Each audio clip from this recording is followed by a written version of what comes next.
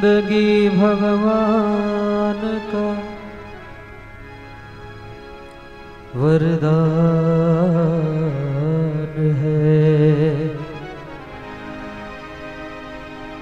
जिंदगी भगवान का पहचान है। तप सके जो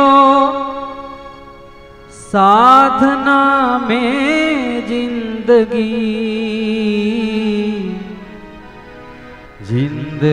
ही श्रेष्ठ सुमधुर गान है।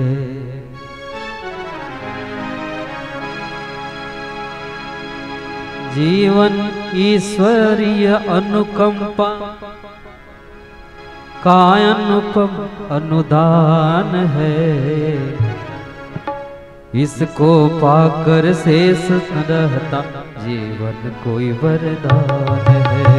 इसको पाकर शेष न रहता फिर कोई वरदान।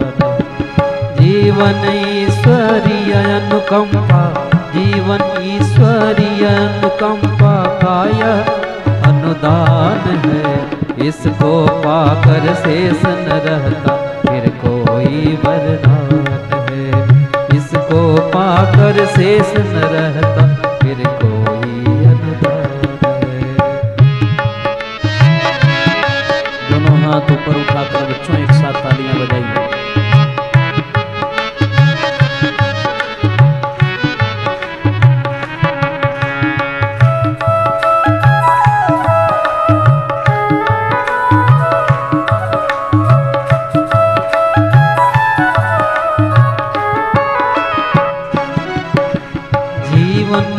प्रत्यक्ष देवता जिसने इसको साध लिया।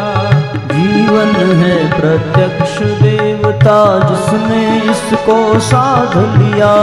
उसने अपने ही हाथों में रिद्धि सिद्धि को बांध लिया। उसने अपने ही हाथों में रिद्धि सिद्धि को बांध लिया। यह जीवन है पारस मणि है सोने सा चमकाता है। यह जीवन ही पारस मणि है सोने सा चमकाता है। यह जीवन ही चंदन वन है जो इसको महकाता है। यह जीवन ही चंदन वन है जो इसको महकाता है। यह अमृत है कल्प वृक्ष है। यह अमृत है कल्प वृक्ष है महिमा रे महान है। इसको पाकर शेष न रहता फिर कोई वरदान है। इसको पाकर शेष न रहता फिर कोई वरदान है। जीवन ईश्वरीय अनुकंपा, जीवन ईश्वरीय अनुकंपा का अनुपम वरदान है। इसको पाकर शेष न रहता फिर कोई वरदान है। इसको पाकर शेष न रहता फिर कोई वरदान है।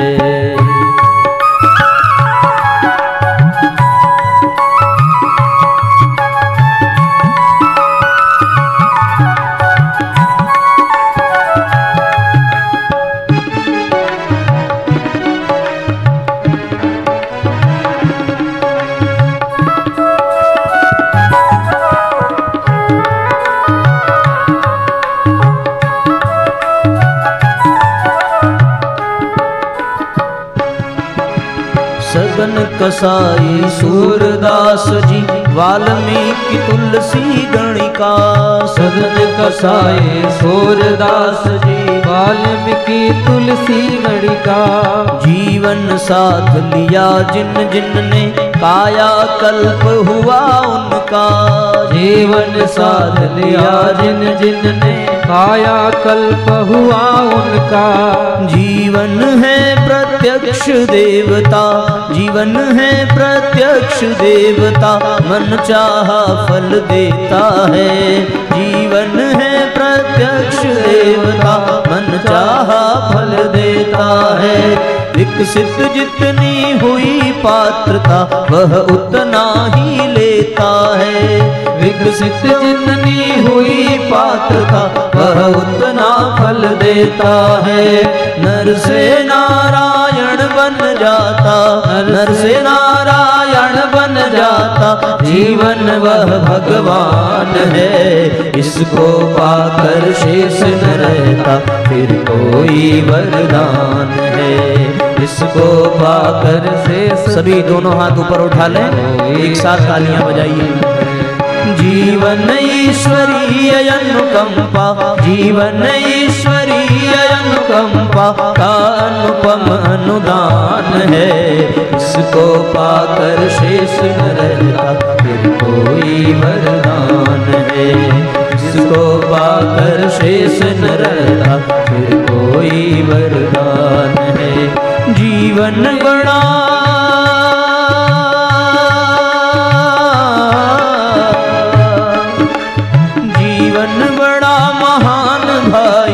जीवन बड़ा महान भाइयों, जीवन बड़ा महान। इस काया में ही जन्मे राम कृष्ण भगवान। इस काया में ही जन्मे राम कृष्ण भगवान।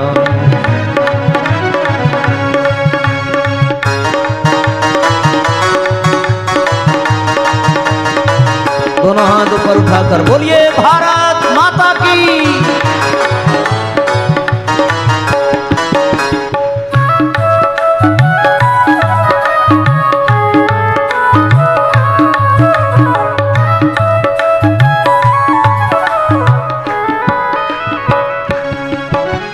किन जन्मों के पुण्य फले जो मिली मनुज की काया।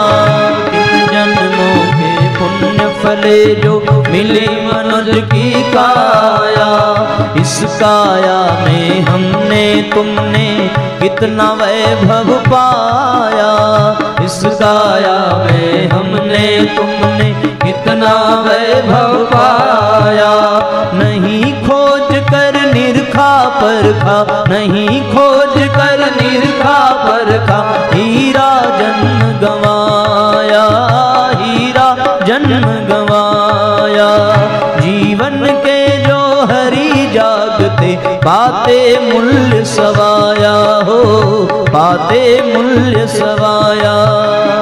अपनी ही कीमत की हमको, अपनी ही कीमत की हमको अभी नहीं पहचान। इस काया में ही जन्मे राम कृष्ण भगवान। इस काया में ही जन्मे राम कृष्ण भगवान। जीवन बड़ा महान भाइयों, जीवन बड़ा महान भाइयों, जीवन बड़ा महान। इस काया में ही जन्मे राम कृष्ण भगवान। इस काया में ही जन्मे राम कृष्ण भगवान।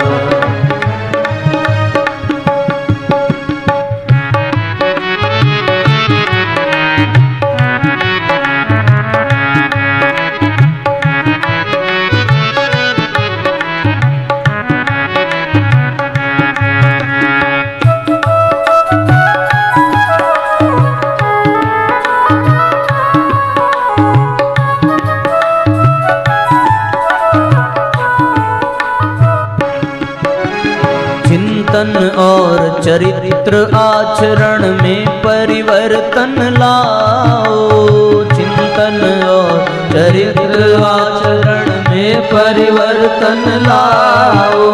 श्रेष्ठ शक्तियाँ सुप्त हैं अंदर, उनको भी विकसाओ। श्रेष्ठ शक्तियाँ सुप्त हैं अंदर, उनको भी विकसाओ।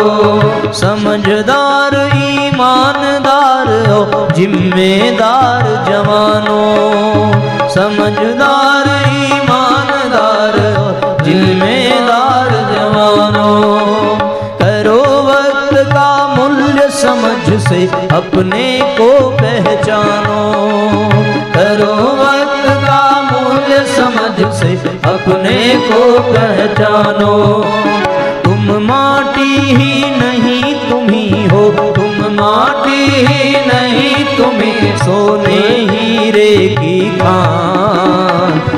गाया में ही जन्मे राम कृष्ण भगवान, इस काया में ही। दोनों हाथ पूरे पूरे उठा करके एक साथ तालियां बजाइए। जीवन बड़ा महान भाइयों, जीवन बड़ा महान भाइयों, जीवन बड़ा महान। इस काया में ही जन्मे राम कृष्ण भगवान, इस काया में ही जन्मे राम कृष्ण भगवान, इस काया में ही जन्मे राम कृष्ण भगवान।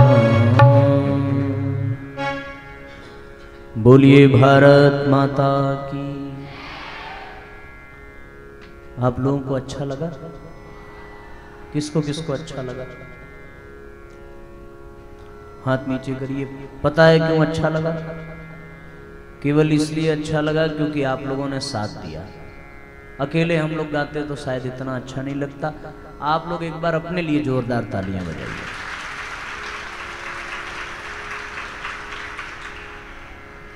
भैया इसका शार्पनेस जरा सा बढ़ा दीजिएगा और बेस कम कर दीजिएगा। आइए साथियों, हम लोग यहाँ एक विशेष सत्र के लिए एकत्रित हुए हैं। बस आपसे इतनी प्रार्थना है कि हम सभी बहुत गंभीर होकर के और बहुत एकाग्र होकर के बैठेंगे। बातचीत करने के लिए, हंसने के लिए, खेलने के लिए, मौज मस्ती करने के लिए आपको बहुत समय मिल जाएगा। इसके पहले भी आपने किया होगा, इसके बाद भी आप करेंगे। पर ये 1 घंटे का सत्र यदि आपने ध्यानपूर्वक सुन लिया, मेरा विश्वास है कि आप सबको निश्चित रूप से बहुत लाभ मिलने वाला है। सभी लोग कमर सीधी कर लें। झुक करके कौन बैठता है? जो बुजुर्ग हो जाते हैं, जो कमज़ोर होते हैं। बच्चों को हमेशा तन करके बैठना चाहिए।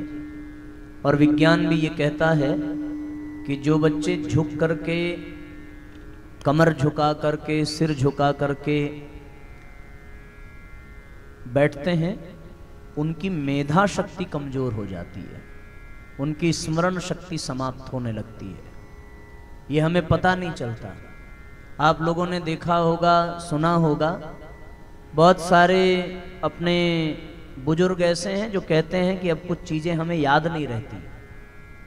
इसका बच्चों एक ही कारण है कि वो अपने बचपन में झुक करके बैठते थे। स्मरण शक्ति, कंसंट्रेशन पावर हमारी धीरे धीरे कम होने लगती है और उसका असर अभी नहीं पता चलेगा। जैसे जैसे उम्र बढ़ती जाएगी वैसे वैसे लोग चीज़ें भूलते चले जाते हैं। मुझे याद है हाई स्कूल में इंग्लिश का एक चैप्टर था, शायद आप लोगों ने भी पढ़ा होगा, कि व्यक्ति को क्या क्या चीज़ें भूलती हैं। उसमें कुछ चीज़ें बहुत अच्छे से बताई थी। लोग अक्सर दवा खाना भूल जाते हैं। कहीं पे पानी का बोतल और छाता लेकर जाएंगे तो वो भूल जाएंगे। अक्सर आपने देखा होगा कि मोबाइल चार्जिंग में लगा करके स्विच ऑन करना भूल जाते हैं। अक्सर लाइट और फैन के स्विच लोग भूल जाते हैं। मैक्सिमम टाइम होता है पंप चलाया पानी के लिए और ये छोड़ दिया कि भाई टंकी भर जाएगी तो बंद करेंगे, वो अक्सर भूल जाता है। ये जो थोड़ी बहुत भूलने की शिकायत है, इसके 2 कारण हैं। एक कारण तो ये है कि हमारे भीतर एकाग्रता का अभाव है और दूसरा कारण ये है साथियों कि हमारी स्मरण शक्ति अच्छी नहीं है, कमजोर है। और स्मरण शक्ति कमजोर होने का एक बहुत बड़ा कारण जो हमने अभी आपको बताया, झुक करके बैठना, सिर झुका करके बैठना। आप जब भी बैठें अपने मेरुदंड को बिल्कुल सीधा करके बैठें, तो इससे आपको बहुत लाभ मिलेगा। मैं आपको एक छोटी सी कहानी सुनाता हूं। एक बार एक संत नाव पर बैठ करके जा रहे थे। उस नाव पर कुछ बच्चे भी थे, हम लोगों की उम्र के। हमारे आपकी उम्र में बहुत अंतर नहीं है, हाँ, लेकिन फिर भी 10 साल तो हम लगभग बड़े होंगे। हम सबकी ही उम्र के उस नाव में भी बैठे थे। उनको संत की चुटिया दिखाई पड़ी, त्रिपुंड दिखाई पड़ा, धोती दिखाई पड़ी। उनको बड़ा मजा आया। ये तो अपने जैसा है नहीं, कुछ अलग है, आओ इसको परेशान करते हैं। किसी ने उनकी चुन्नी खींचना प्रारंभ किया, किसी ने धोती खींचना प्रारंभ किया, किसी ने उलूल जुलूल सवाल करना प्रारंभ किया। एक ने पूछा कि आपको मैथमेटिक्स आता है?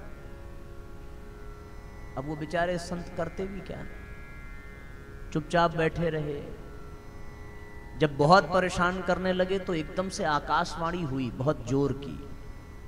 और आकाशवाणी हुई तो उसमें से आवाज आई कि यदि आप कहें तो मैं ये नाव पलट दूं और जितने बच्चे आपको परेशान कर रहे हैं वो सब मारे जाएंगे, पर आपको कोई खतरा नहीं होगा, आप बच जाएंगे। संत ने विचार किया कि यदि ये आकाशवाणी है, भगवान की वाणी है, तो भगवान किसी को मारने की बात नहीं करते। संत ने प्रार्थना की कि यदि आपको पलटना ही है तो नाव मत पलटिए, यदि आपको पलटना ही है तो इन बच्चों की बुद्धि पलट दीजिए, जिससे कि इनके भीतर बुरे भाव निकल जाएं और ये बहुत अच्छे बच्चे बन जाएं। बच्चों, इस संसार में बुद्धि को पलटने का जो सर्वश्रेष्ठ मंत्र है, उस मंत्र को ही गायत्री मंत्र कहते हैं। गायत्री मंत्र एक ऐसा मंत्र है जो हमारे मन, हमारे मस्तिष्क को प्रभावित करता है। और यदि हमारी बुद्धि बिगड़ गई है तो उस बिगड़ी हुई बुद्धि को पलट करके सही कर देने की क्षमता केवल और केवल गायत्री मंत्र में है। हम सभी अच्छे से तन करके बैठें, नेत्र बंद कर लें और माँ गायत्री का, माँ सरस्वती का ध्यान करें। दोनों हाथों को अपनी गोद में रखें, बायां हाथ नीचे, दाहिना हाथ ऊपर, और हमारे साथ साथ गायत्री महामंत्र का उच्चारण करें इस भाव से कि हे परमात्मा, यदि हमारी बुद्धि में कुछ गड़बड़ हो गया हो तो हमारी बुद्धि को पलट करके उसे शुद्ध करें, उस बुद्धि को सात्विक बनावें। इसी भाव के साथ आइए हम सभी गायत्री महामंत्र का उच्चारण करते हैं। सभी बच्चों से भी निवेदन और यहाँ उपस्थित शिक्षक एवं शिक्षिकागण से भी प्रार्थना है, हमारे साथ साथ गायत्री मंत्र बोलें, जिससे कि इस पवित्र वातावरण का निर्माण हो सके। ओम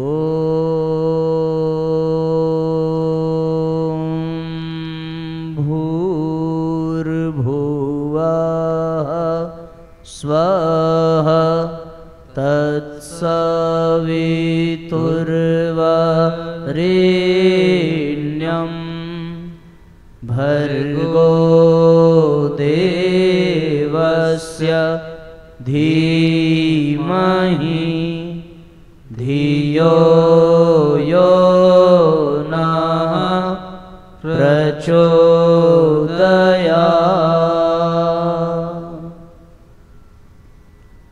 ओम सद्गुरुचरण कमलेभ्यो नमः। शासकीय मॉडल उच्चतर विद्यालय के इस पवित्र प्रांगण में यहाँ के वाइस प्रिंसिपल आदरणीय त्रिपाठी सर यहाँ अपने प्रतिभा से आप सभी बच्चों का नवनिर्माण करने वाले शिक्षक एवं शिक्षिकागण, इस कार्यक्रम का आयोजन और इसकी रूपरेखा बनाने वाले उमरिया जिले के गायत्री परिवार के सभी वरिष्ठ कार्यकर्तागण और इस विद्यालय में हमारे समक्ष उपस्थित हमारे प्यारे भाइयों और प्यारी बहनों, आप सबको आज के सत्र में बहुत बहुत प्रणाम करते हुए आप सबका बहुत बहुत स्वागत करते हैं। साथियों, इस संसार में जब हम आते हैं तो हमें कुछ न कुछ मिलता है। कभी मांगने से मिलता है, कभी बिना मांगे मिलता है, कभी भाग्य से अचानक मिल जाता है, कभी पुरुषार्थ करने पे मिलता है, और कभी लाख कोशिश कर ली जाए तब भी नहीं मिलता। पर जो मिल जाता है उसका उपयोग करने की छूट किसी और के पास नहीं होती, केवल हमारे पास होती है। आप यदि एक सूची बनावें कॉपी और कलम लेके कि आपके पास क्या क्या है, उसको लिस्टेड कर लीजिए। 1 नंबर डालिए मोबाइल, 2 नंबर डालिए परिवार, 3 नंबर डालिए घर, 4 नंबर डालिए मित्र, 5 नंबर डालिए कपड़े। हर एक चीज जो आपकी अपनी है, जिसे आप अधिकार से अपना कह सकते हैं, जिस पर किसी का अधिकार नहीं है। जब आप वो लिस्ट तैयार करें तो उसके सामने 2 कॉलम बनाइए, और 2 कॉलम बना करके एक तरफ लिखिए सदुपयोग और एक तरफ लिखिए दुरुपयोग। सदुपयोग दुरुपयोग का मतलब आप समझते होंगे, बहुत सरल शब्द है। सदुपयोग का मतलब जिस लिए वो मिला है उसका सही उपयोग करना, और दुरुपयोग का मतलब जिस लिए वो नहीं मिला है उसके लिए भी उसका उपयोग करना। जैसे चाकू हर घर में है, चाकू सब्जी काटने के भी काम आता है और चाकू गला काटने के भी काम आता है। यदि आप सब्जी काट रहे हो तो लिखिए सदुपयोग किया, सदुपयोग वाले में टिक कर दीजिए। और यदि आपने गला काटा, मैं एक एग्जाम्पल दे रहा हूं, यदि आप गला काटने में प्रयोग करें तो उसको क्रॉस का निशान लगाइए, दुरुपयोग में टिक कर दीजिए। हम अपने जीवन में आगे बढ़ने के लिए और पीछे गिरने के लिए स्वयं जिम्मेदार हैं। उसका केवल एक कारण है कि हमारे पास जो है हमने उसका सदुपयोग किया या दुरुपयोग किया। चीजें कुछ भी बुरी नहीं है, यहां एक भी चीज ऐसी नहीं है जिसको हम खराब कह सकते हैं, न एक भी व्यक्ति ऐसा है जिसको हम खराब कह सकते हैं। सब एक मूल्यवान है, सबकी अपनी एक प्रतिभा है, सबकी अपनी एक कीमत है, और उन सब के बावजूद भी उनका उपयोग कैसे करना है यह हमारे ऊपर निर्भर करता है। कपड़े हैं हमारे पास, उन कपड़ों को हम पहन भी सकते हैं, पहनना सदुपयोग है। उन कपड़ों से पोछा भी लगा सकते हैं, ये उसका दुरुपयोग है। पानी है, पानी पी भी सकते हैं और पानी बहा भी सकते हैं, भोजन खा भी सकते हैं और नाली में फेंक भी सकते हैं। उसके उपयोग और दुरुपयोग का अधिकार केवल हमारे पास है। और यह सृष्टि का सिद्धांत है बच्चों कि हमें जो मिला है उसका यदि हमने सदुपयोग किया तो वो बढ़ता चला जाएगा, और हमने यदि उसका दुरुपयोग किया तो वो घटता चला जाएगा। बीज किसान के पास होता है, किसी मंचले के पास, अनाड़ी के पास बीज हो तो वो उसको सड़ा देगा, गला देगा, फेंक देगा, इसके सिवा और तो कुछ नहीं करेगा। लेकिन यदि वो बीज किसान के पास हो तो किसान उस बीज को सुरक्षित रखता है, और सुरक्षित रखने के साथ साथ उस बीज का सही उपयोग करता है। परिणाम क्या निकलता है? 2-4 किलो की मात्रा में वो बीज कई टन अनाज पैदा करके दे देता है। क्यों ऐसा हुआ? केवल इसलिए क्योंकि उसने बीज का सही उपयोग किया। आप विद्यालय में आ रहे हैं, प्रतिदिन आ रहे हैं, अब यह आपके ऊपर निर्भर है कि आपने विद्यालय का सही उपयोग किया या आपने विद्यालय का गलत उपयोग किया। एग्जाम हॉल में बैठिए, केवल 3 घंटे का समय होता है।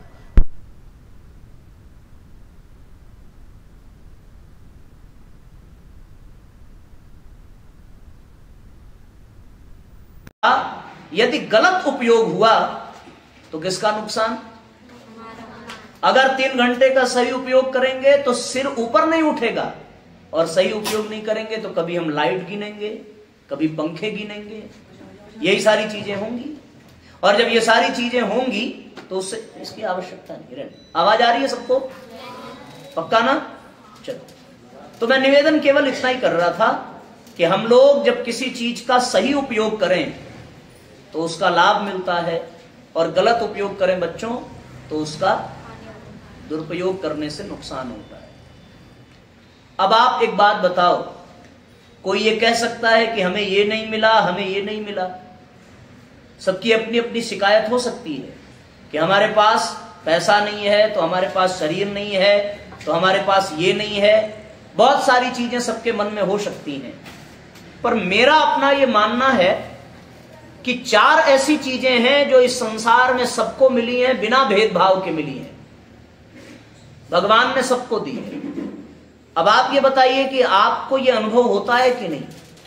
मेरा एक प्रश्न ये है, आप में से ऐसे कितने लोग हैं जिनको ये लगता है कि वो इस दुनिया में खाली हाथ आए? हाथ उठाइए जरा।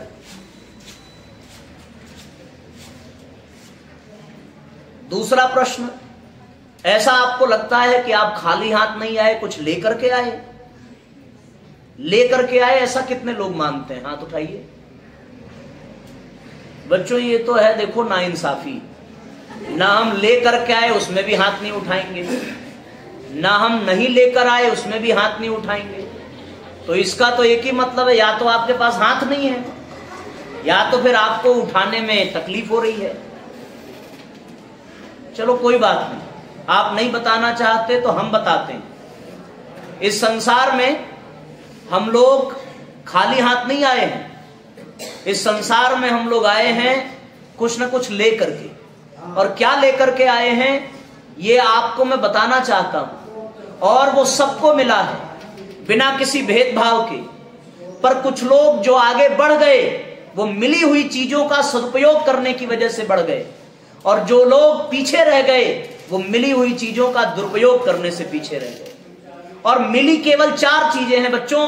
पहली चीज मिली है हम सबको ये शरीर मिला है ना, यहां आने के बाद तो नहीं मिला। हम इस दुनिया में आए उसके पहले हमारे पास हमारा ये शरीर था। किसी के पास लड़की का शरीर था, किसी के पास लड़के का शरीर था। दूसरी चीज हम लोग यहां लेकर के आए, और वो लेकर के आए बच्चों दिमाग। दिमाग उर्दू शब्द है, इसको हिंदी में बुद्धि कह सकते हैं। बुद्धि हम लोग यहां आने के बाद नहीं पाते हैं, बुद्धि हम लेकर के आते हैं। यहां हम सीखते हैं तो केवल इसलिए क्योंकि हमारे पास बुद्धि है, और अगर ना होती तो आपको इस विद्यालय में भी एडमिशन नहीं मिल पाता। मिला केवल इसलिए क्योंकि आपके पास ये किसी ने दिया नहीं, ये आप लेकर के आए। तीसरी चीज आप क्या लेकर के आए बच्चों? तीसरी चीज आप लेकर के आए हैं समय। समय आपको किसी ने दिया नहीं है, ना कोई दे सकता है। इस संसार में सबसे मूल्यवान यदि कोई वस्तु है, कोई पदार्थ है, तो वो केवल और केवल समय है। क्योंकि स्वास्थ्य चला जाए तो दोबारा मिल सकता है, पैसा गिर जाए तो दोबारा कमा सकते हैं, लेकिन दुनिया की ऐसी कोई मशीन, ऐसा कोई व्यक्ति आज तक पैसा पैदा नहीं हुआ जो बीत गए समय को अपनी जिंदगी में वापस ला सके। जब तक समय है तब तक हमारा ये जीवन है, और जब तक जीवन है तभी तक समय है। आप समय को ही जीवन कह सकते हैं, जीवन को ही समय कह सकते हैं। और एक चौथी चीज भी हम लोग लेकर के आए, वो है साथियों पैसा। हम लोग जब पैदा हुए तो पैसा लेकर के आए। आप पूछेंगे साहब कैसे, हाथ में तो कुछ नहीं था। पैसा लेके आए, क्योंकि बच्चों अब तो कानून भी ये कहता है कि हम जब अपनी माँ के गर्भ में आ जाते हैं तो हमारे बाप की पूरी संपत्ति हमारी हो जाती है। गलत तो नहीं कह रहे? कोई और तो उसका उत्तराधिकारी नहीं है ना। संपत्ति लेके आते हैं बच्चों। मकान हमें बनवाना नहीं पड़ा, अपने आप मिला कि नहीं? प्यास हमको बाद में लगी, पर पानी की व्यवस्था पहले थी कि नहीं? भूख बाद में लगी, पर भोजन पहले था कि नहीं? दूध पहले से ही था हमारे लिए, बॉर्नविटा पहले से ही था। कहां से आया भगवान जाने, पर था तो, कमाना तो नहीं पड़ा, अपने आप मिला ना। आइसक्रीम अपने आप आई। वो अलग बात है कि हम अपने पैरों पे हो गए तो खरीदना पड़ा, पर जब तक नहीं थे बच्चों तब तक कहां से आया? इसका मतलब हमारे पास है। वो ठीक है कि वो उस पर कंट्रोल माँ बाप का है, वो अलग विषय है। अब ऐसे तो हमारा शरीर अपना है, पर हमारे शरीर पे भी कंट्रोल हमारा कहाँ है? क्यों? गर्मी में अगर हम ये चाहें कि हमारे शरीर को ठंडी लगे तो पॉसिबल है? हमारे शरीर पे किसका नियंत्रण है? मौसम का, प्रकृति का, वातावरण का, है कि नहीं? तो ये चीजें हमारी हैं, नियंत्रण किसी और का हो, और जब तक दूसरे के नियंत्रण में है तभी तक हम इसका उपयोग सही से करते हैं। जब ये हमारे नियंत्रण में आ जाए तो दुरुपयोग की संभावना बढ़ जाती है। तो ये 4 चीजें बच्चों हम अपने साथ लेकर के आते हैं। पहला शरीर, दूसरा बुद्धि, तीसरा समय, चौथा पैसे में बड़ी आवाज आई। ये 4 चीजें बच्चों लेकर के आते हैं। बहुत ध्यान से सुनिएगा। मैं आप सबकी बहुत प्रशंसा करता हूं, क्योंकि बहुत सारे विद्यालय में साउंड सिस्टम लगाने के बाद भी इतनी शांति नहीं रहती जितनी की अभी है। और ये आपके विद्यालय का अनुशासन, आपके टीचर्स की मेहनत और आप सबका डिसिप्लिन में रहना, इसके लिए मैं बहुत बहुत आशीर्वाद और शुभकामना देता हूं। तो हम लोग अपने विषय को आगे ले चलते हैं। ये 4 चीजें, अब मैं केवल इतना ही बताऊंगा कि हम लोग इस बात का मूल्यांकन करें कि इन 4 चीजों का हम सदुपयोग कर रहे हैं कि दुरुपयोग। इस संसार में कोई भी व्यक्ति यदि महान बना है तो इन 4 चीजों का सही उपयोग करने के कारण, और यदि इस संसार में एक भी व्यक्ति पतन के रास्ते पर गया है तो इन्हीं 4 चीजों के दुरुपयोग के कारण, बस दूसरा कोई रीजन नहीं है। पहला शरीर, शरीर का हम सदुपयोग कर रहे हैं कि नहीं? प्रश्न ये है, आप विचार करके बताइए। यदि हम ब्रह्म मुहूर्त में उठते हैं तो शरीर का सदुपयोग, यदि हम सूर्योदय के बाद उठते हैं तो शरीर का दुरुपयोग, यदि हम अपने शरीर की स्वच्छता का ध्यान रखते हैं तो सदुपयोग, और यदि सफाई का ध्यान नहीं रखते तो दुरुपयोग, यदि हम अपने शरीर को स्वस्थ रखने के लिए प्राणायाम, व्यायाम करते हैं तो सदुपयोग, और यदि हम नहीं करते तो दुरुपयोग। आंखों को देखने के लिए प्रयोग किया जाता है, आंखों से हम दूसरों की अच्छाइयां देखते हैं तो बुराइयां देखते हैं तो कान से सुनते हैं, इस कान से अच्छी बातें सुनते हैं तो बुरी बातें सुनते हैं तो जीभ से स्वाद लेते हैं, पौष्टिक आहार लिया तो केवल फास्ट फूड लिया तो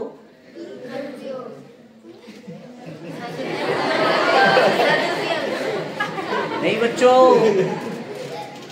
फास्ट फूड खाना भी अच्छी बात है, लेकिन अगर जरूरत से ज्यादा खाया तो दुरुपयोग। इसलिए क्योंकि शरीर दोबारा मिलने वाला नहीं है, और एक बार इस शरीर में यदि रोग आ गया तो वो फिर जाने वाला भी नहीं है। इसलिए इस शरीर की रक्षा, शरीर की सुरक्षा करने की जिम्मेदारी किसकी? हमारी। जब तक शरीर सही है तभी तक जीवन का आनंद है, और जब तक शरीर नहीं सही है, आप स्वर्ग में भी चले जाएं, आपको कभी सुख मिलने वाला नहीं है। क्यों नहीं मिलने वाला? हमने ऐसे लोगों को देखा है जो करोड़पति हैं, अरबपति हैं, पर उनको रोटी पानी में भिगा करके खाना पड़ता है, क्योंकि डॉक्टर ने कहा उनको शुगर है, वो खा नहीं सकते। बच्चों, रोटी नहीं खा सकते, यूरिक एसिड बढ़ जाए तो दाल नहीं खा सकते, ऐसी बहुत सारी पाबंदी लग जाती है। बीपी बढ़े तो मीठा बंद, बीपी घटे तो नमक बंद, ऐसे तमाम चीजें हैं। उल्टा हो गया क्या? उल्टा हो गया। हमने सोचा आप लोग को पता होगा तो आप टोकेंगे, पर नहीं बताया तो बढ़ जाए तो नमक बंद और कम हो जाए तो मीठा बंद। कहने का तात्पर्य क्या है? शरीर का सदुपयोग किसके हाथ में है? एक और विषय मैं आपको बता दूं, ये शरीर मिला है स्वस्थ रहने के लिए। मुझे कल एक जानकारी मिली बच्चों, हम लोग पानी पूरी खा रहे थे, आप लोग भी खा लेना, अच्छी चीज है। तो जब खाने लगे तो उस समय हमें एक बात पता चली कि जो व्यक्ति गुटखा खाता है वो अपने मुंह को पूरा खोल ही नहीं सकता, एक पानी पूरी पूरा मुंह में जाएगा ही नहीं। तो बताओ उसने शरीर का सदुपयोग किया कि दुरुपयोग? अगर वो गुटखा न खावे तो वो पानी पूरी खा सकता है। लोग अक्सर ये कहते हैं साथियों कि हम सिगरेट पी रहे हैं तो अपने बाप की पी रहे हैं, तुमसे क्या मतलब? शरीर का सदुपयोग है कि दुरुपयोग? शराब पी करके नाली में सोना अच्छा है या भोजन करके बेडरूम में सोना? समझ में आ गया शरीर का सदुपयोग कैसे करेंगे? मोबाइल लेकर के रात भर चैटिंग करना, जगना सदुपयोग है कि दुरुपयोग? सदुपयोग क्या है बच्चों? 10 बजे तक एनी हाउ सो जाना और 6.5-7 घंटे के बाद बिना जगाए जगना। देखो बिटिया का मुंह खुल गया कि कहीं 4 बजे ना कह दे। नहीं, 6 से 7 घंटे सोना अच्छी बात है बच्चों, पर सोने का मैक्सिमम डिले टाइम क्या है? वो 10 बजे। ये हम नहीं कह रहे हैं, आज का साइंस कह रहा है। जब रात के 10 बजते हैं ना, तो हमारे शरीर में एक विशेष प्रकार का हार्मोनल चेंज होता है, जिसकी वजह से हमें ऑटोमेटिक नींद आना शुरू होती है। और आपने भी एक्सपेरिमेंट किया होगा, अगर आप 10 साढ़े 10 बजे तक नहीं सो पाए, उसके बाद फिर आपको 12-1 बजे तक नींद नहीं आई। होता है ना? एक और बात मैं आपको बताऊं, आप 6 बजे उठते होंगे, 7 बजे उठते होंगे, 5 बजे उठते होंगे, तो उठने में बहुत तकलीफ होती होगी। आंखें बार बार मलनी पड़ती होंगी, बार बार करवट बदलना पड़ता होगा, बार बार इलाज बंद करना पड़ता होगा, कोई बाल्टी का पानी फेंक रहा होगा, कोई लाइट ऑन कर रहा होगा, कोई पंखा बंद कर रहा होगा, कोई डांट रहा होगा, कोई गाली दे रहा होगा। बड़ी मशक्कत के बाद हम उठते हैं ना। लेकिन मैं आपसे कहूं, आप एक्सपेरिमेंट करके देखना, यदि आप 4 से 4:30 के बीच में अगर उठने की कोशिश करें तो आपको उठने में मेहनत नहीं करनी पड़ेगी। आप ऑटोमेटिक उठ जाएंगे और बहुत फ्रेश फील करेंगे। पता है क्यों? इसलिए क्योंकि उस समय में हमारे बॉडी की जो जैविक घड़ी है, जो हार्मोनल चेंजेस हैं, वो प्रकृति के अनुसार बने ही ऐसे हैं कि उठने के टाइम आप उठें तो आपको मेहनत नहीं करनी पड़ेगी, सोने के टाइम आप सोएं तो मेहनत नहीं करनी पड़ेगी, खाने के टाइम खाइए तो मेहनत नहीं करनी पड़ेगी, और बिना भूख के गुलाब जामुन मिल जाए और खा लिया तब तो फिर क्या क्या करना पड़ेगा ये आप भी जानते हो अच्छे से। तो मेरा एक निवेदन बच्चों, आपको भगवान ने शरीर दिया है, शरीर का सदुपयोग करिए, दुरुपयोग नहीं।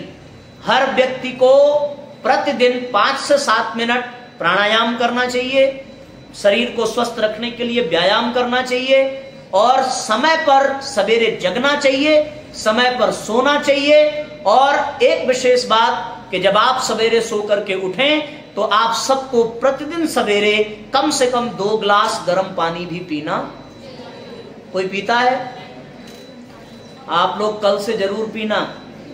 और ब्रश करने से पहले, कब?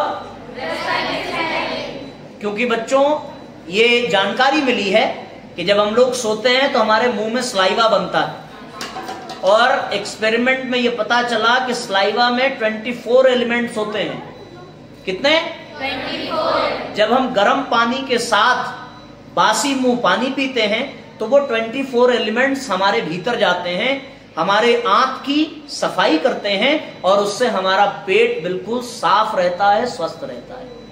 इसलिए कल से सवेरे आप सब लोग जगने के बाद जरूर 2 ग्लास पानी, चाहे प्यास लगी हो चाहे न लगी हो, जबरदस्ती पीना।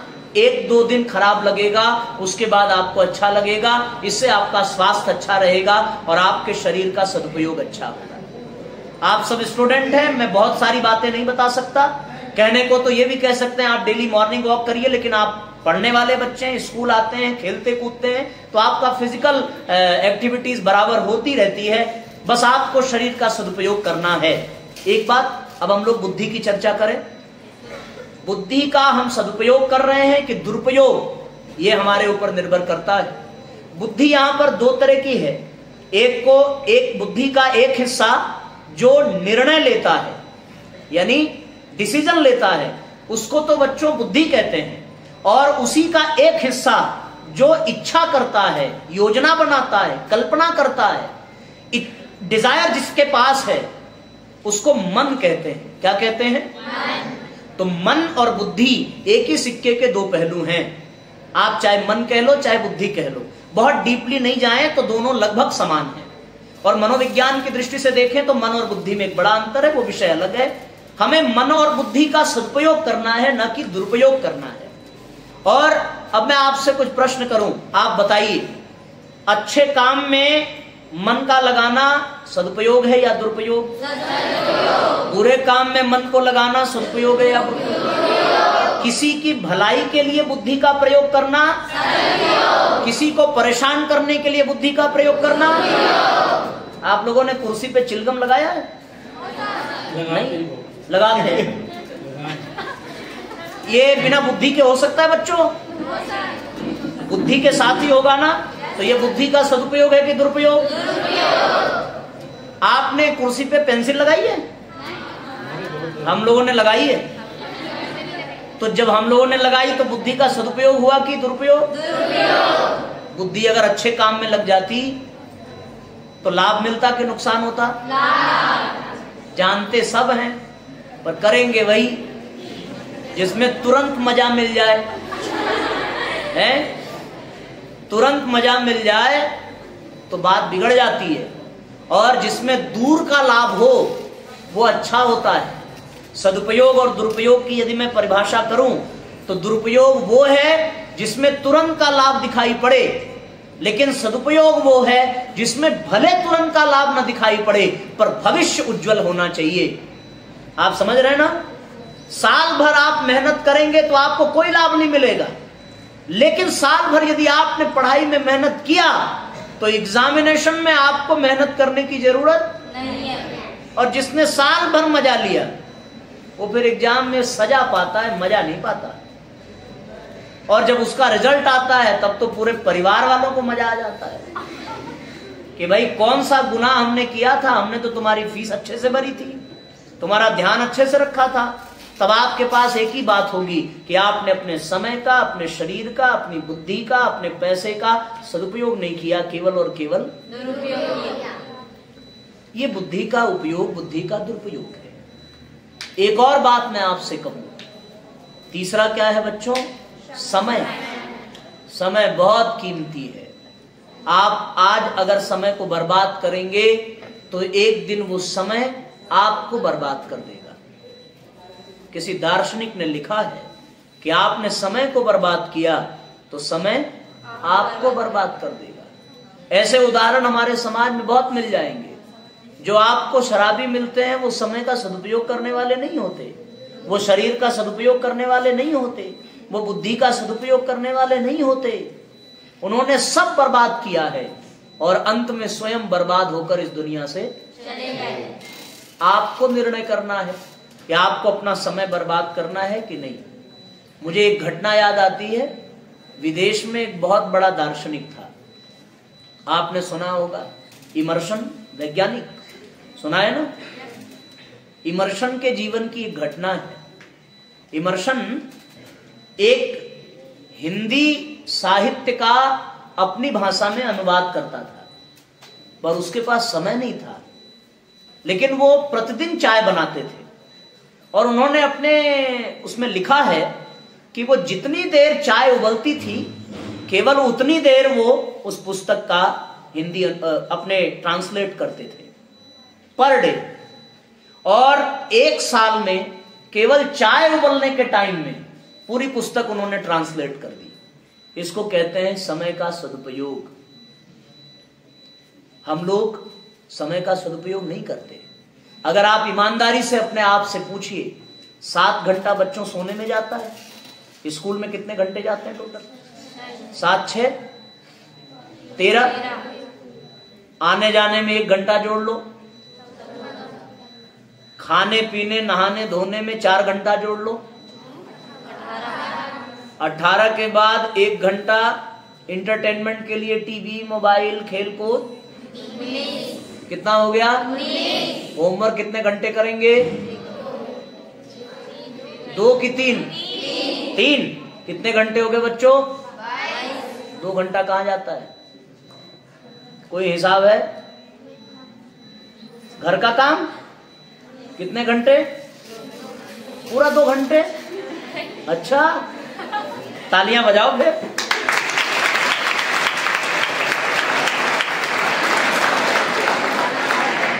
आप कल्पना करके देखिए कि हम लोग अपने 24 घंटे का सही उपयोग करते हैं या नहीं। अगर हम ईमानदारी से अपने समय का सदुपयोग करें तो हमारे पास प्रतिदिन 2 घंटे एक्स्ट्रा बचता है, जिसका हिसाब हमारे पास नहीं होता। और यदि हम उस 2 घंटे का सदुपयोग कर लें तो हम पढ़ने के साथ साथ बहुत कुछ सीख सकते हैं। बहुत कुछ हमारे पास पढ़ाई के अलावा बहुत कुछ सीखने की चीजें हैं। हम संगीत सीख सकते हैं, हम अच्छा स्पीच देना सीख सकते हैं, हम सिलाई कढ़ाई बुनाई सीख सकते हैं, हम भोजन बढ़िया बनाना सीख सकते हैं। और जिनके पास इच्छा शक्ति होती है, जो समय का सदुपयोग करते हैं, उनको सीखने में कभी कोई बाधा नहीं आती। अच्छे बच्चे हमेशा समय का सदुपयोग करते हैं। और एक आखिरी चीज है बच्चों, वो है पैसा। पैसे का भी उपयोग हम सही से कर रहे हैं कि गलत तरीके से, ये आपसे बेहतर और कौन जानेगा। अब मैं केवल आपसे इतना कहूं, सदुपयोग का एक ही तात्पर्य है कि किसी भी चीज का उपयोग ऐसे करना कि उसका पूरा लाभ मिल सके। और अगर वो चीज हमारे लिए नुकसान का कारण बने तो इसका मतलब वो दुरुपयोग है। और दुरुपयोग आदमी जब करता है तो इसका एक ही मतलब है कि वो उस चीज का गुलाम बन गया। मोबाइल चलाना बुरा नहीं है बच्चों। कहते हैं साहब मोबाइल 30 मिनट चलाना चाहिए, पर जिसकी ऑनलाइन क्लासेस होती हैं वो क्या करेगा? उसको तो पढ़ना ही पड़ेगा ना। लॉकडाउन में 4-4, 5-5 घंटे लोगों ने स्क्रीन के सामने बैठ करके क्लासेस की हैं, हम लोगों ने भी की हैं। तो आप बताओ वो कैसे बचेंगे? लेकिन दुरुपयोग का मतलब जब तक आप मोबाइल चला रहे हैं तब तक मोबाइल का सदुपयोग है, और जब मोबाइल आपको चलाने लगे तब मोबाइल का दुरुपयोग है। हम लोगों ने 1 मिनट नोटिफिकेशन देखा, ऑन किया, 2-4 बातें की, काम खत्म। यहां तक तो आप मोबाइल चला रहे थे, इतने में दूसरा नोटिफिकेशन आ गया, तब तक तीसरा आ गया, तब तक चौथा आ गया। अब आप उसमें डूबते चले गए। एक रील्स देखी, दूसरी देखी, तीसरी देखी, तब जाके घड़ी देखी तो पता चला 11 बज गया, सवेरे स्कूल जाना है। तो इसका मतलब यह कि आप मोबाइल नहीं चला रहे थे, मोबाइल आपको चला रहा था। गुलाब जामुन आपने खाया, 1 खाया तो मतलब आपने खाया, 2 खाया तब भी चलो आपने खाया, 2 से अधिक खाने लगे तो अब आप गुलाब जामुन नहीं खा रहे हैं, अब गुलाब जामुन आपको खा रहा है। ये पता कब चलेगा भगवान जाने। 3 इंच का सिगरेट आपने पिया तो आपको लगा हम पी रहे हैं, पर 3 इंच का सिगरेट 3 फुट के आदमी को पी जाता है, उसे पता नहीं चलता। शराब हम पीते हैं, पर यह सच्चाई नहीं है, शराब हमें पीती है, सच्चाई ये है। एक दोस्त ने कहा कि भाई बुखार आ रहा है, उसने कहा शराब पी लो। बोले शराब से बुखार चला जाएगा? उसने कहा भाई शराब ऐसी चीज है, न जाने कितने लोगों के जमीन जायदाद और जिंदगी चली गई, बुखार किस खेत की मूली। तो इसका मतलब क्या हुआ? इसका मतलब आप शराब नहीं पीते, शराब दुरुपयोग का एक ही सिद्धांत है। जब आप दुरुपयोग कर रहे हैं, एसी है घर में, बहुत गर्मी हो चला लो, मतलब आपने एसी चलाया। अब एसी हमेशा चल रहा है तो इसका मतलब हमारे बहुत से ऐसे रिश्तेदार हैं, कहते हैं साहब हम तो बिस्लेरी का ही पानी पीते हैं। आप बिस्लेरी नहीं पी रहे, बिस्लेरी आपको पी रहा है। कभी नहीं बिस्लेरी मिला तब हो जाएंगे बीमार। इसलिए बच्चों अपने जीवन का उपयोग और सदुपयोग होना चाहिए। अब एक अंतिम बात बता करके आज के सत्र को विश्राम देंगे, और अंतिम बात केवल इतनी है कि हमारे पास सदुपयोग करने की बुद्धि और दुरुपयोग करने की बुद्धि का भेद होना चाहिए। हमें अपने भीतर ऐसी शक्ति को विकसित करना है कि हम किसी चीज का सदुपयोग करें, दुरुपयोग न करें। और सदुपयोग करने की बुद्धि आएगी कहां से? बस एक ही रास्ता है। जो कहानी हमने आपको सुनाई, वो कहानी एक ही है कि हमें अगर श्रेष्ठ बुद्धि चाहिए तो वो कहां से आएगी? केवल गायत्री मंत्र से। और गायत्री मंत्र उसी के जीवन में आ सकता है जिसके जीवन में समय हो, क्योंकि उसके लिए समय चाहिए। एक चित्रकार ने बहुत सारे चित्र बनाए, पर उसने एक ऐसा चित्र बनाया जिसमें एक व्यक्ति और उसका चेहरा बाल से ढका हुआ और उसके पांव में पंख बने थे। सब लोगों ने बहुत सारे चित्र खरीदे पर उसकी ओर किसी का ध्यान न जाता। उस चित्र के बाजार में एक शासकीय मॉडल उच्चतर विद्यालय की लड़की पहुंच गई। उसने जाकर के देखा तो उसका ध्यान उसी चित्र पे गया कि सब अच्छा लग रहा है, ये एक चित्र बड़ा विचित्र बना है।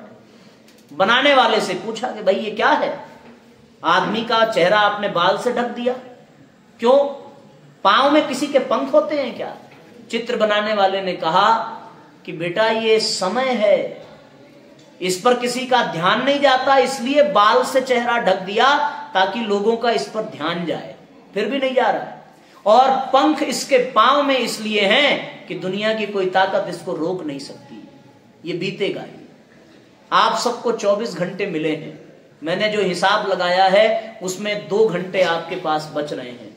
आप उसमें से केवल आधा घंटा बच्चों अपने लिए निकालना शुरू कर दीजिए, केवल अपने लिए। और उस आधे घंटे में आपको 15 मिनट गायत्री मंत्र के लिए निकालने की आवश्यकता है। कितनी देर? 15 मिनट। कितनी देर? 15 मिनट। हम आपके लिए एक चीज लेके आए हैं और हमारे पास है ये गायत्री मंत्र लेखन की पुस्तिका। इसमें कुछ है नहीं, ये पूरी है बच्चों खाली। इसको भरना किसको है? ऊपर लिखा हुआ है गायत्री मंत्र और आपको इसे भरना है एक डिसिप्लिन वे में। आपको प्रतिदिन 11 लाइन केवल लिखने का अभ्यास करना है।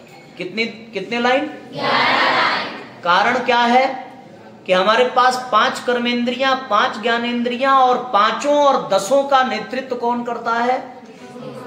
मन हो गई 11 इंद्री। तो इसलिए 11 लाइन आपको ये लिखना पड़ेगा रोज, अच्छी राइटिंग में, बहुत धीरे धीरे। इससे लाभ क्या मिलेगा? गायत्री मंत्र से जो लाभ मिलता है वो लाभ केवल और केवल ये है कि इससे आपका शरीर मजबूत नहीं होगा, इससे आपके पास पैसे की मजबूती नहीं आएगी, ये आपकी बुद्धि को, ये आपके मन को मजबूत करता है। गायत्री मंत्र हमारे मनोबल को बढ़ाता है, गायत्री मंत्र हमारे आत्मबल को बढ़ाता है। और जब हमारा आत्मबल बढ़ा होगा तो दुनिया की कोई ताकत हमें गलत रास्ते पर नहीं ले जा सकती। और जिसका आत्मबल कमजोर होता है वो अपने मित्रों के दबाव में, अपने दोस्तों के, रिश्तेदारों के दबाव में नशेड़ी बन जाएगा, गजेड़ी बन जाएगा, अपने जीवन को बर्बाद कर देगा।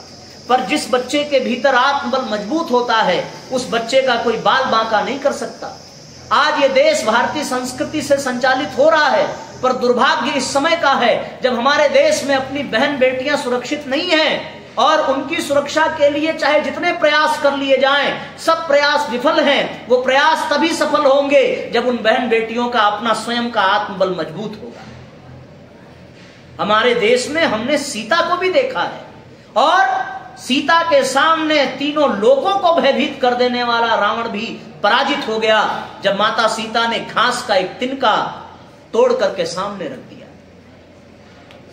क्यों? चंद्रहास जैसी तलवार भी उस घास के तिनके का कुछ बिगाड़ नहीं पाई। कारण केवल इतना था कि उनके पास गायत्री मंत्र की शक्ति थी और उनके पास आत्मबल था। इसलिए बच्चों, यदि अपने जीवन को शानदार बनाना है, अपने जीवन को आगे ले जाना है, समस्याओं से बचना है, तो आपको गायत्री मंत्र अपने जीवन में धारण करना पड़ेगा। आप संसार के कांटे नहीं हटा सकते, लेकिन अपने पांव में जूते जरूर पहन सकते हैं और पांव में जूते पहनने की प्रक्रिया ही गायत्री मंत्र को धारण करना है। जिसने गायत्री मंत्र को अपने जीवन में धारण कर लिया उसके जीवन की समस्याएं बिल्कुल ऐसे ही उड़ जाती हैं जैसे पानी भाप बनकर के उड़ जाता है। ये हमारा अपना विश्वास है। जीवन में कभी भी आपके ये तय नहीं है कि अच्छी परिस्थितियां ही आएंगी। अभी तो आपकी जिंदगी शुरू हुई है और जीवन के बीतते बीतते बच्चों न जाने कौन कौन से दिन और कौन कौन से मोड़ देखने होंगे। उस हर मोड़ पर जब परिस्थितियां विपरीत होंगी तो आपको अगर ऊर्जा मिलेगी तो केवल और केवल गायत्री मंत्र से मिलेगी। और ये बात मैं बहुत अनुभव के साथ कह रहा हूं। हमारे घर में ये नियम था कि हम लोग जब तक सवेरे गायत्री मंत्र नहीं जपते थे तब तक सवेरे का नाश्ता नहीं मिलता था। अगर ये किया तभी नाश्ता मिलता था और उसका लाभ जीवन भर नहीं समझ में आया। पर उसका लाभ बच्चों उस दिन समझ में आया जब 12 मई 2015 को सवेरे 8:05 पे मैं चलती ट्रेन से नीचे गिरा और मेरे दोनों पैर वहीं कट गए। उस दिन गायत्री मंत्र की ताकत समझ में आई जब मैं कटे हुए पैर को लेकर के और होश हवास में हॉस्पिटल गया था और दूसरे हाथ से हमने अपने पिताजी को फोन किया था कि मेरे साथ ये घटना घट गई है, आप जल्दी से बनारस से बंबई आ जाइए। मैं सवेरे ऑफिस जा रहा था। उस दिन भी मेरा ध्यान इस विषय पर नहीं गया, पर मेरे दोस्त जब मुझसे मिलने आए और उन्होंने मुझसे मिलकर के कहा कि भैया हम लोगों के रूम में 6 लोग रहते थे पर कोई गायत्री मंत्र नहीं जपता था मेरे सिवा, और जब हम जपते थे तो वो हमें चिढ़ाते थे कि ये कोई गायत्री मंत्र जपने की उम्र है। पर बाद में उन लोगों ने कहा, आज समझ में आया, गायत्री मंत्र की ताकत हमने देखी कि पैर कटने के बाद भी चेहरे पर जरा सा भी कष्ट और जरा सा भी मुरझायापन नहीं है। जो ऊर्जा तब थी वो आज भी है, जो मुस्कुराहट तब थी वो आज भी है। कारण केवल एक ही है, जीवन में गायत्री मंत्र की शक्ति। अगर ये हो गया तो राम की तरह यदि वन में भी जाना पड़ा तो आपकी विजय निश्चित है। प्रहलाद की तरह यदि आग में भी बैठना पड़ा तो आपकी विजय निश्चित है। और साथियों, पांडवों की तरह यदि जंगल में घूमना पड़ा तो आपकी विजय निश्चित है। और द्रौपदी की तरह कभी जीवन में लज्जा भी आपकी लुटने को होगी तो गायत्री मंत्र आपकी रक्षा करेगा, सुरक्षा कवच बनकर के तैयार हो जाएगा। आपके ऊपर कोई गलत दृष्टि उठा करके देख नहीं पाएगा। इसलिए आपको ये अपने जीवन में धारण करना चाहिए। और ये सबको नहीं मिलेगा, इसकी कुछ शर्तें हैं। ये पता चला हमने आपको दे दिया, आपने इससे पानी ढकने का काम शुरू कर दिया। पता चला हमने आपको दे दिया तो आपने कलम निकाली, मोबाइल पे बात करने लगे और बात करके इस पे चिरई का टांग बनाने लगे। पता चला कि आपको कागज की जरूरत है, नमकीन में हवा लग रही है, फाड़ करके इसी से नमकीन बांध लिया। नहीं बच्चों, ये उसी को मिलेगा जो इसकी कीमत करेगा, और ये निःशुल्क मिलेगा, 1 रुपया नहीं देना है। आपको केवल इसको लिखना है। और इसमें एक बड़ी सुंदर चीज हमने डाल रखी है, वो है साथियों जीवन विद्या चार्ट, जो आपको टीचर साहब को बताएंगे। इसमें पूरे दिन की दिनचर्या है। हम सवेरे जगे कि नहीं जगे, हमने सवेरे पानी पिया कि नहीं पिया, हमने प्राणायाम किया कि नहीं, हमने अपनी पढ़ाई मन लगा के की या नहीं, बड़ों की मदद की या नहीं, हमने अपने टीचर्स का सम्मान किया कि नहीं, मोबाइल ज्यादा देर तो नहीं चलाई। ये सारी बातें इसमें हैं। किसी की निंदा तो नहीं की, किसी से दुर्व्यवहार तो नहीं किया। यदि आप उसको फॉलो करते हैं तो यस, और फॉलो नहीं करते तो अपना मूल्यांकन करेंगे, तो इससे आपको लाभ मिलेगा। अब मैं आपके विद्यालय प्रबंधन से ये प्रार्थना करूंगा कि उनकी अनुमति से जब हमें ये पता चलेगा कि किस क्लास में कितने बच्चों को ये चाहिए और ये सूचना मिलेगी तो हम आपको देंगे। और जो बच्चे लेंगे उनका नाम और मोबाइल नंबर हमें चाहिए होगा, ताकि जब आप ये पूरा कर लें तो ये हम वापस भी आपसे लेंगे। और जिसकी कॉपी सबसे अच्छी होगी, जिसकी राइटिंग सबसे अच्छी होगी, उसको हमारे गायत्री परिवार की तरफ से सम्मानित भी किया जाएगा। उसे उपहार भी दिया जा सकता, कुछ भी उपहार दिया जा सकता है। अगर हमको कॉपी अच्छी लग गई तो हम अपना मोबाइल भी दे सकते हैं, हमारा कोई भरोसा नहीं। बस आपको अपना 100% देना है। और जब आप ये करने लगेंगे बच्चों, तो आपको इससे लाभ ये मिलेगा, आपका विल पावर बढ़ेगा और आप अपने जीवन, अपने समय, अपने पैसे और अपने शरीर का केवल और केवल सदुपयोग करेंगे। आप श्रेष्ठ इंसान बनेंगे। आपके कंधों पर आपके परिवार और आपके इस राष्ट्र का भविष्य निर्भर करता है। एक अंतिम कहानी बताकर अपनी बात को विराम दूंगा कि मरना एक दिन सबको है बच्चों। कोई बचा आज तक? मरने के बाद सब जल जाएंगे। जलेंगे कि नहीं जलेंगे? पर जलने के बाद हमारे पास 2 रास्ते हैं। आम की लकड़ी जलती है, यदि वो चूल्हे में जले तो वो राख बन जाती है, और यदि वो हवन कुंड में जले तो वो भस्म बन जाती है। राख फेंक दी जाती है पर भस्म माथे पर लगाई जाती है। मैं आपसे निवेदन करूंगा कि हमारा ये जीवन राख न बनने पावे, हमारा ये जीवन भस्म बने। और ये तभी होगा जब आपके जीवन में गायत्री मंत्र होगा। आपको इसी भाव के साथ उज्जवल भविष्य की अनेकों शुभकामना और मंगल कामना देते हुए, आपके विद्यालय परिवार को बहुत बहुत धन्यवाद देते हुए कि उनकी वजह से ये कार्यक्रम संभव हो पाया। सबको बहुत बहुत साधुवाद, बहुत बहुत मंगल कामना। सबको नमस्कार। ओम शांति।